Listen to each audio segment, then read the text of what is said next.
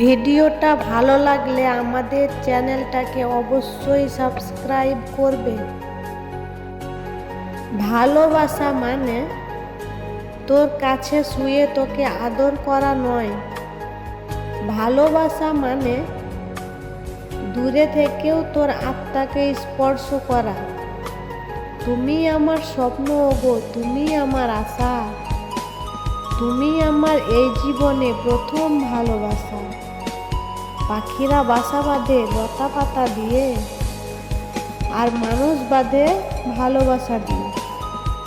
আমি তোমার রূপে নয়, তোমার গুণে মুগ্ধ হয়েছি।